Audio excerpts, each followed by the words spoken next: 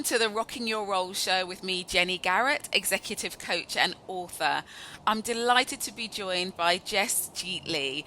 She has her own business wear brand, which she started from scratch, and she's going to provide us with lots of insights and lots of learning from her experience. And I think our listeners and those watching will be really delighted to hear this one, because actually I think not many people think about designing clothes, manufacturing, and creating a retail brand which is new and innovative. So Jess, welcome. Great to see you. Hello, well, thank you very much for having me. Yeah, I'm really delighted for you to be here and looking lovely in blue today. Thank you very much. I always believe it's necessary to stand out. Embrace colour rather than stay with black, which is very, it's a safe option. Yes, a woman after my own heart. I completely agree with you. And I'm in red, the colour, my colour. So I think we don't have a lot of time together, and I want to cram as much as I possibly can, or squeeze the life out of all of the, everything you have to give us. So it would be really great, first of all, just to hear about your business and what made you start it. Well, I'm pretty new to the business world. I'm a startup myself. I launched Jeetly, which is a premium brand of business wear for petite women, and petite is defined as of height 5'3" or under. Okay. So I launched that in January of this year. Having come from a background in medicine, so I'm a professional optometrist by profession. That was my day job, and struggling to find business wear, I found that it was very difficult to find any clothing that would fit me as an optician, because of my height, my petite frame, and what was out there in the market wasn't very feminine. It was boxy suits, which I didn't want to look like a man, and I wasn't emulating a man. So because of my struggles, I decided to make a change, and really, it's a long story actually. My husband was the driver behind this. I used to moan about the difficulties in altering my garments, having to visit a tailor and spending extra money on altering my shirts and dresses, and it wasn't easy, and it was just coming to a point where I thought there has to be a better solution, an answer, and I couldn't find it out there in the retail sector. So my husband said, why not create your own brand and see if other women feel the same as you? So I thought that's a good point. Rather than moaning about it, do something about it. So many women think about ideas, but they don't actually act upon them. Yeah. And I've then spoke to several women, and I've then found out from my market research, 35% of women were petite in the UK. So that's a large chunk of the female demographic, really. Yes. And all of them did say the underlying reason for their tailoring alterations was the fact that they couldn't get jackets to sit on their shoulders correctly, and so on. Sleeves were too long, hemlines were too long, and trousers were a big issue.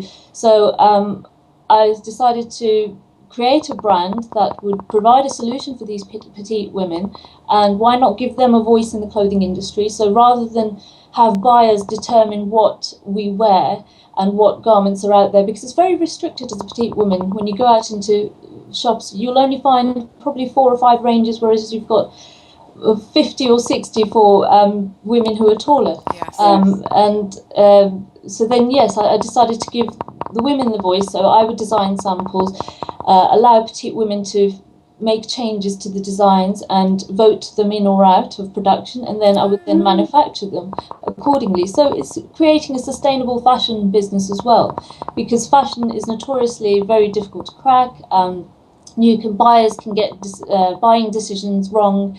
A lot of it's primarily guesswork as to what the current trends are, and then it's mass markdowns actually provide the solution and therefore the profit. So in a way, it's turning the business model on its head and giving the consumer the options to decide what should be put into production. So it's a win-win situation both for us as a retailer, who will know that there are consumers there who will buy this product, they've got an intention to buy, and for the buyer, they feel part of the brand because they have created that supply chain, so to speak. They have made that decision, the buying decision for us, and they feel as though they've led the brand to where it is today. So we've got a great following so far of loyal customers and Brilliant. Can I ask you, in terms of being an optometrist, was there anything, skills, qualities, attributes from that role that has helped you now as a startup business? Um, it's a lot of it's yes, we were customer facing, so it Mm, was supposedly a retail background because I'm seeing patients. I'm seeing 23 people every day, seeing people of yes. all walks of life, talking to them, having. And then finding out how retail works. So, as an optician, you are working in an optician's where they dispense spectacles. I would say sales and marketing is probably the only benefit I have as from the optician's point of view, but a lot of it was clinical. So yes, Mm, no fashion background whatsoever, but the skills of dealing with people, listening is a very good aspect of the business. I think it's very important to be a good listener. If you yes. know what your consumer wants, you are most likely going to deliver to them and create a brand which is customer focused, and that's the way we need to move on. Traditional business marketing doesn't work anymore. We're all hyper connected. It needs to be consumer driven because of all the social commerce aspect, and that's what I've tried to drive with my business. So as an optometrist, I think being a good listener was great because Mm, that's what you have to do. You have to listen to your patients and see what their problems are and then provide them with a solution, what type of spectacles would suit them best. yes. And I think maybe that has played a part in what I do today. Mm, But the reason for the change in career was because I was becoming quite jaded by the monotonous 9 to 5 regime and working for somebody else, working for a big corporate. And I felt I wasn't shaping the business world. Rather than wake up and feel that you're providing a solution for somebody else, why not help shape that the world we are living in? yes. After all, we live in a world which is driven by people. It's run by people. So if I could wake up loving what I do, if I'm excited to get up and think this is exactly where I want to be, that was the answer for me. And I thought waking up being an optometrist wasn't for me. I'd done it long enough, and I felt that it was time for a change. And being a master of my own destiny, working around my daughter, I think being a working mum also had a lot to play in it. Yes. When I didn't have a child, you have a lot of time on your hands, and you're very career driven. But once you become a mum, it's very important to embrace family to get the correct work life balance. And this is the only way I could see I could achieve it, rather than working for a big corporate. Mm, And I didn't see it as a challenge. I love what I do now. Every day is different. yes. It's a new challenge, and it makes me grow as a person. Absolutely. And I think your message will resonate with a lot of women, I think, who opt out of corporate life in order to get the flexibility they need. It's not to work less in a way, because you probably work even harder than you did. Yes, But yes. it's the fact that you can do it your way and actually make something that's a legacy for your daughter, actually, you know. That's true. No, that's true. Mm, That's a very high motivational factor for doing what we do. It's important to there are overcome self-limiting beliefs. So, as women, I mean, to be honest, from my personal experience, I felt I didn't have the ingredients for success. mm, To start a business, I always felt you needed an MBA. right. You needed the credentials. You needed to have run a business before. And also, again, being an extrovert helps. Mm, Being good with people. A lot of these beliefs are driven by what other people think of you. It yes. may not necessarily be what you think of yourself. And I was always told I was very shy, I was introverted, Ah, and I thought, how am I going to pick up the phone and make those calls and drop up business and go out there and really communicate what I believe in. And when you just feel this is who I am, this is what I'm going to be, move out of your comfort zone. It's so important to never say no to any opportunity that comes your way. Just say yes. yes, embrace it, move out of your comfort zone, and just that's the only way you'll grow. Yeah. Completely. But it sounds like you've had to do a lot of stepping out of your comfort zone then. If you A lot. mentioned, being, thinking about that clinical and professional background and having that behind you, and then to step into something brand new. But then also, as you said, limiting beliefs, and also, not being naturally that sort of life and soul of the party. I'll talk to anyone type environment. Yeah, Yes. yeah, Networking initially was quite daunting for me yes, because I'd never networked before, and right. I didn't need to in what I did. So as an optometrist, you have your professional qualification. You go out there and you have to just deal with patients in your own little office, your room. Clinically, it was very rewarding. Mm, I mean, identifying brain tumors in saving a child's life wow. was, that was a big thing for me. It was a lot of job satisfaction was there, but when you're working for a corporate, they don't worry about your clinical No. vision. They want the figures, they want the numbers. So at the end of the day, you are still seen as you feel like you're working in 10-minute slots, whereas you want to speak to people, you want to find out more about them and help them. Mm, That's what you've been qualified for. I felt that we were driven to, it was all about margins and profit, like any business. yes. And it wasn't the clinical career I was after, actually. So it Mm, ended up being more sales driven, right. which is why I thought I need to move out and find out something that I can grow myself and create. Mm. And work around my daughter, like you said. Yes, yeah. It's really interesting. At the beginning, you said it was your husband who sort of said, "Go for it," and don't moan about it, do something about it. That's right. Which is really Be, great. which is be a doer rather than a thinker. Yes, yeah. And well, Sheryl Sandberg says the most important career decision a woman can make is the choice of her partner. I find that really interesting, and I wondered, does that feel like it resonates with you? The fact that he was supportive was helpful, or would you have done it anyway? Do you think? Absolutely. To be honest, I would have done it anyway, but it would have taken me longer. It would have taken Yes. probably a couple more years to actually get round to doing it. Mm, But the fact that I had a supportive partner made a big difference because obviously when you've got a child, you need someone to share the errands with you. So you yes. compartmentalize your life. That's how I achieve this work-life balance is learning how to when it's business time, when it is family time, keeping Sundays free as a family, and then there are times when I need to go to Paris to source fabrics or just to meet a supplier in China, and I have to leave my daughter with somebody. And why, if you have a partner who's supportive who can do that for you, that's the best option rather than relying on childminders and so Yes. on. Family. So it's great. And then you've got that push. Finding a mentor was very difficult. If you've got a mentor, it makes life a lot easier. Mm, But as a woman, I did find a male mentor, right. but just an example of how I felt a bit disconnected from the world was where when I approached a challenge, my mentor, because being a man, he said, just do it. What's Mm, stopping you? Don't worry about the family. That's not your problem. But I thought, hang on, I do want to embrace my role as a mum. I yes. can't just leave my daughter. I need to work things out. And one example was a challenge we had with our Chinese supplier. One of our Chinese suppliers decided they don't want to work with us anymore. So Right. it was they can drop you, um, and it was embracing that. And I thought, gosh, what do I do? I've never faced a situation where all of a sudden the supplier I'm working with has decided they don't want to work with me, and their answer was I was a bit of a perfectionist, so I wanted.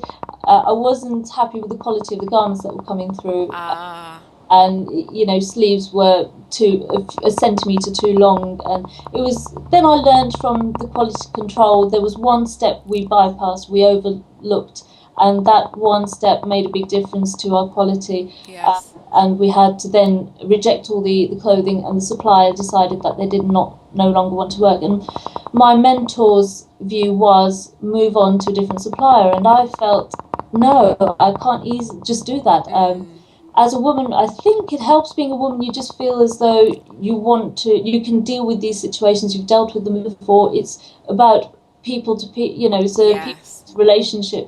Um, you can find a way. Don't let the emotions get to you. And I think being women, I don't know if it's just me. I didn't have a strong ego. I just thought, no, I can work around this. Mm, find a way to adapt. We can come to some agreement, we can negotiate. And I wasn't afraid to go back to the supplier and continue dialogue and just make. And now we're working. We're very happy. You know, we've worked now 12 months together, and we're planning on a long-term. So it really means, you know, you have got to follow your gut instinct. When you're surrounded by men, men face things differently, but I think women are more driven to listen. We're good at listening. We're good at finding a way to a solution. We don't give up as easily as men would. No.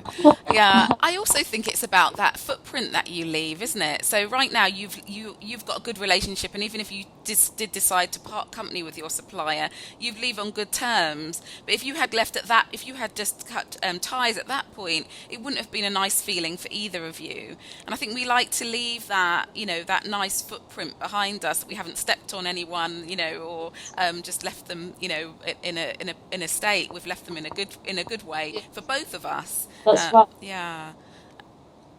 No, reputation is key, and you've got to, like the saying goes, be nice to people on the way up, because you never know when you'll need them or meet them in return. So I always feel I don't like to burn bridges. I like to maintain relationships wherever I go. Yeah. And it's very important to be a connector. Sorry. Well, as I networked, doing good is good for business. So if you think everything's about you and what's in it for me, that strategy doesn't work. I felt that you should be not just driven by money or the greed of creating a business relationship. It's helping others as well. And the law of reciprocation eventually states that it will come back to you. So whenever I'm networking, I think, gosh, the person I've met today may work very well with the other person I know. And I look at my networks, my connections, and I find ways of connecting them and facilitating that business. And I will just drop an email and say, look, here's an introduction. And when business works well for them, they will someday reciprocate that back to me. So I feel it's very important to give rather than just constantly take. Yeah, completely. I agree with you, and I think that's how real relationships are made, isn't it? Yes. And it's giving without expecting anything in return, but luckily things sometimes do come back to you, and that's just a really nice gift, isn't it, when that happens? Yeah. So I completely agree, and I think women are good at doing that. It's really interesting that I think most women are good at doing that, but there are some who've had bad experiences and don't want to share. And I think particularly when you've got a product, you know, like you're talking about, you've got a brand, you've designed items. There's that thing sometimes about being very careful that someone doesn't steal your ideas or you know, the way you've done things. So it is a sort of fine line, isn't it? A bit of a balancing act, the sort of giving but also protecting and being business savvy. That's right. I mean, the point you make is very true of one of the core part of our business, which is in or out, where being an online business, everything is transparent to any competitors who are in the same industry. So what we're doing is effectively their market research for them by inviting customers, and they will input their comments of what they're looking for in business wear online, so it's all there for competitors to see. And we've actually seen it in action where I designed a dress and changes were made, recommendations were made by our consumers and our customers. So, and then that design was replicated by another company who I won't name, but obviously small changes were made, and all of a sudden they were providing trousers in a certain leg length, and when our customers all recommended we do 26-inch inseams, this supplier suddenly started making 26-inch trousers. So, that's when we realised that, you know, what we do is actually filtering out to other businesses. But it's great, you know, it's great to see that we're making a change, even though it's a small change. We're able to make that difference. And I love the saying Anita Roddick once said was, if you think you're too small to make an impact, try sleeping with a mosquito. Yes, yeah, it's a brilliant one, isn't Yes, it? if you think you're a drop in the ocean in the online world, because Yes. e-commerce is so competitive now. But if you can make that small impact, and it will grow very quickly with social media. I think also you're building a loyalty, and people remember where they started and where the innovation came from, even if they are finding it elsewhere, don't they? Yes. Mm. Yeah. So yeah, there's something to remember by yeah, they'll remember you, and I think that's really important. So you talked a bit about balance and trying to get balance in your life with a young child and a burgeoning business. What are your tips, tricks? How do you and what is balance for you? What does that look like? To me, balance is where you have time as a wife with your partner, as a mum. You feel as though you've been a mum. You don't want to have that guilt behind you where you've not been there for your child growing up. So equally, and also having time for your business, so you're able to grow yourself and grow your career, and also achieve that time with family, because ultimately they will be there. If your business fails, they will be Yes. there for you. So it's important to be with friends and family. So the way I do that is I find out what takes up all my time and energy, and what doesn't give me any return. So it's things like, you want a perfect house, for example, where you Yes. can't have it all. You can't create a business and also have an immaculate house, or unless, of course, there are ways around it. You can employ someone to do it for you, but you can't do everything. And I think the moment you accept that, and you're able to compartmentalize your life, where you say, this time is devoted to family, this time is for the business, and switching your mobile phone off is very important. I've had several occasions, like you said, when it's your own business. As a startup, you're working 24/7. Even though you may be with your child, at the back of your head, you're constantly thinking about the business, and any email that comes through, you feel as though it needs to be answered straight away. But when your child says to you, can you switch your mobile phone off? It's a Yes. sign that you're obviously not giving them the time and attention you need. Yeah. Learning from that, it's an experience. You just then I then devote 2 or 3 hours quality time with my daughter, and then after that, we all know as a family that this is what is family time, this is business time. It's structured. You've got to be a very good time manager. So Yes. if you can manage your time, you'll achieve a better work-life balance. And I'm still working on it, Yeah. but I, it's those would be the main tips, yeah. really. Manage time, and just making sure you have time to read, to self-develop, because if the moment you stop reading, the moment you stop growing too. So it's finding times for all those, and figuring out what works if you're a morning person or an evening person, and structuring your day, really. Yeah. So I'm hearing disciplining yourself around it feels really important, and also working out what the important things to do are. And I think maybe sometimes we're on a bit of autopilot. We're doing lots of things, Yes, but they're not necessarily the most important things or the things that make the impact. So doing that audit for yourself first, and then sort of absolutely. being disciplined are the sort of tips that you'd give in terms of the balance, getting the balance right. If people want the sort of balance that you're looking for, because I know everyone's very Yes, different. that's Yeah. right. No, Yeah. but yeah, exactly. Every woman's different. What Mm. works for her won't work for me. Some are very career focused, and it's all about reaching their goals, which is great. But I think, to me, it's different. And as a startup, I will come with a different point of view as well, because I've only been running the business 1 year, and I'm still learning as I grow. But that's what works for me. Like you said, strategize like you would with any business. You need to take time out and work out what's important, and then structure your day accordingly. And goals are very important. If you have a goal, it shouldn't be a 2 year goal or a 1 year. It needs to be dissected into smaller goals on a daily basis, which you can then achieve and tick off on your time. Brilliant. Sounds like you've got it down, you know what you're doing. It sounds like a good place to be to work with you. So where next for you? Where's Jeetly going in the future? We've only just scratched the surface of the petite fashion industry. So the initial year was learning what the consumer wants. Now we've got a good understanding of our target market, and also what styles work.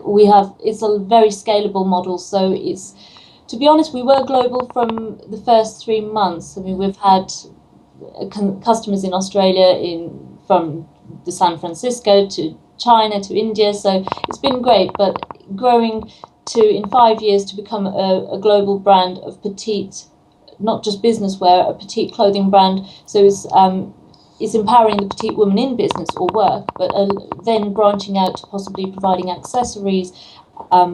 Petite maternity clothes is our next project. That's what we're embarking on this year. And then it will be, we've had a lot of other interest, which I won't say, but it will be digressing into other classifications of women's wear. Yes. But it will all be for petite women, so it is just a petite brand. Brilliant. I can see that you're the sort of brand who we're going to hear about in a couple of years' time that's been sold for 40 billion.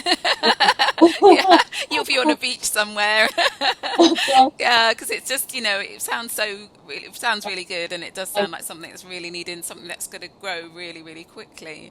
Yeah. I hope so. Yes, yeah, no, it sounds really exciting. So, just thinking about your experience over the last year, are there just any real bits of advice, real nuggets that really have made a difference for you, that you would like to share, just finally? Yes, I mean, quite a lot. I think number one is be flexible, be very adaptable to change, because what I expected of this business, what I'd written in my business plan, didn't actually occur. To be honest, I think the lean startup model is probably the best, where you know what your vision is, but you need to be flexible to change, because one moment, like I said, the supplier went, who are you going to next? Keep your options open. The analogy I use is a bamboo tree. When the wind blows, it will sway into different directions, but it will continue to grow. But with an oak tree, which is very rigid, the branches will break and it will start to eventually fall down. Yes.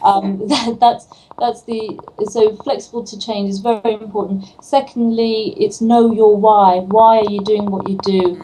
That will essentially drive your vision, drive you closer to your vision, to your goals. It will motivate you on a daily basis, and it will essentially tell your consumers what your brand is about. If you don't know why you're doing what you do, it's very easily, you can lose focus. And the other thing I would say is self-limiting beliefs. Yes, I was always told to stick to what I know. So whoever I spoke to, business leaders, when I went to networks, would say, you're entering a very competitive business, an industry which has been around for hundreds and hundreds of years, and you don't know anything about fashion, so what are you going to do? But I think if I had known, if I was from the fashion industry, I would probably have put myself off the idea.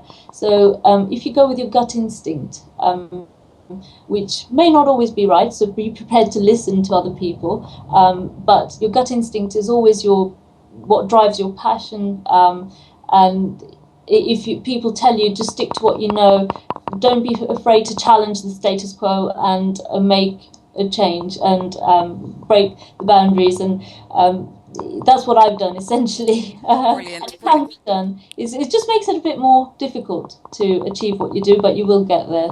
Brilliant. Thank you so much for those last three tips. I think they'll be really helpful. We've heard so much about you. If people want to find out more, it's jeetly.com, jeetly.com. Is that right? That's right. Yes. Brilliant. Thank you so much. Keep rocking your role in work and life. Thank you so much for your time, Jess. Thank you very much, Jenny.